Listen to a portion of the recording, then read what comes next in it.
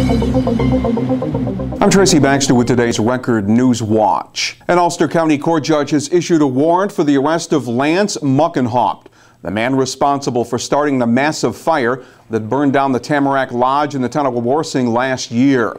The Long Island businessman was supposed to appear in court this morning to face sentencing after pleading guilty last month to a misdemeanor charge for starting a fire to burn brush that raged out of control back in April of 2012. The fire would spread over 50 acres, destroying 50 structures, including the old Tamarack Lodge, leaving 44 people homeless. Muckenhaupt was originally indicted on an arson charge, but charges were reduced when it was determined he didn't intend to burn down the buildings. He was expected to get a maximum of 60 days in jail and 3 years probation at sentencing this morning, but because he was a no-show, Muckenhaupt may now face further jail time. Reporter Mike Randall will have the full story here at Record Online and in tomorrow's Times-Herald Record. They vow to keep the pressure on. Gun rights advocates rallied Sunday at Bouleville Park as part of the ongoing effort to repeal the New York SAFE Act, which opponents say amounts to an attack on their Second Amendment right to bear arms. The so-called Freedom Rally also featured the establishment of an Orange County chapter of Oath Keepers, a national gun rights organization that includes police personnel who don't want to see the SAFE Act enforced. We are asking our police, firefighters, military to simply say no to any unconstitutional or illegal, unlawful order. Simply stand down. And thoughts around this New York State right now is people are very upset with Governor Cuomo and his illegal, tyrannical laws. The rally also included members of the group W2A, Women for the Second Amendment. Cheryl Thomas is the local spokesperson. What got me started really into this is when the Syracuse mom and her daughter were abducted from the mall in Syracuse, and the mother was killed after both of them being violently brutalized or raped. And I just said, that's it. I'm going to walk in my Second Amendment right. I'm going to own it. I'm going to do what I have to do to become a skilled and trained law-abiding gun owner, and that's what I've done to protect myself. So it's a constitutional issue for me, but it's also a very personal issue for me as well. Those attending the rally were urged to fill out cards petitioning for the repeal of the SAFE Act. They'll be presented during a rally to be held tomorrow in Albany. Bail has been set at $75,000 for John Ortiz, the town of Thompson man who reportedly pointed a gun at a Sullivan County sheriff's deputy during a brief standoff inside his residence early Sunday morning. Deputies were called to his home to answer a call of a disturbance. Ortiz initially told officers he was employed by the FBI and CIA. When he offered to show his badge, he pulled out the revolver, which turned out to be unloaded. Deputy Kyle Muthig drew his weapon and convinced Ortiz to drop his. He was taken into custody after a brief struggle. Deputies found several rifles and swords inside the residence. Ortiz faces charges of felony menacing and weapons violations.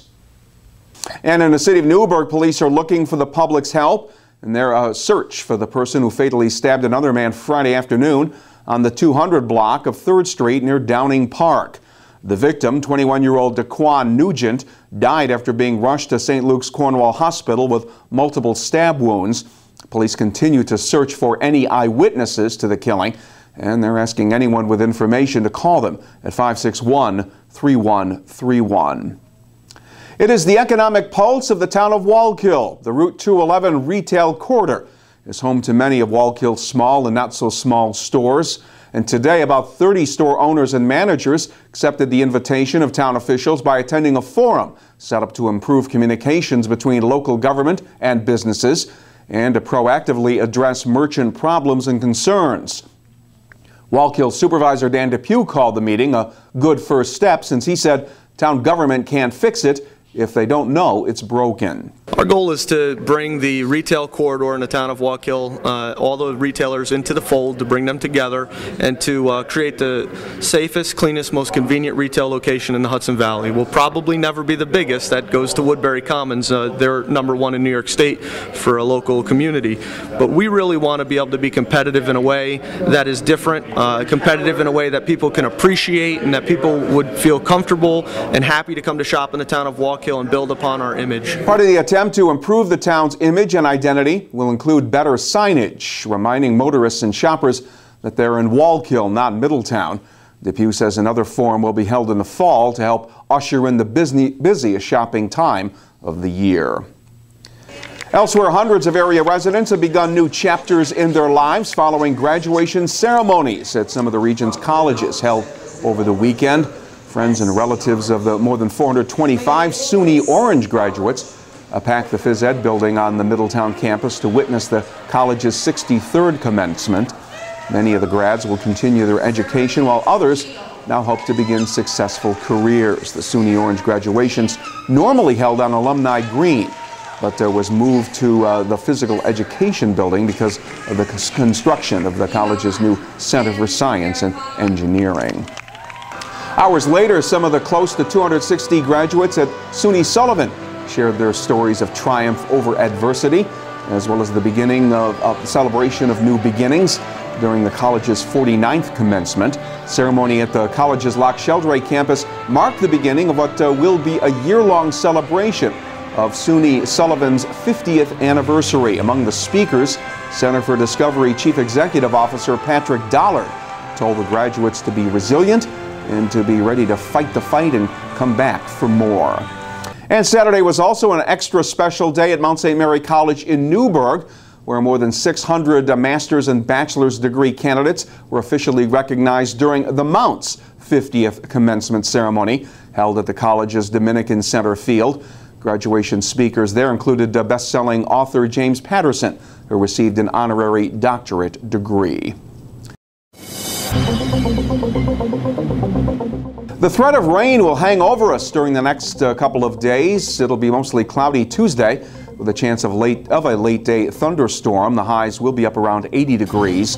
Forecast pretty much the same for Wednesday, mostly cloudy with showers and thunderstorms. Again, a possibility later in the day. Temperatures Wednesday should again hit the 80-degree mark. Well, make Record Online your source for news whenever and wherever it breaks. And get the news and information to help start your day in tomorrow's Times Herald Record. For Record Newswatch, I'm Tracy Baxter.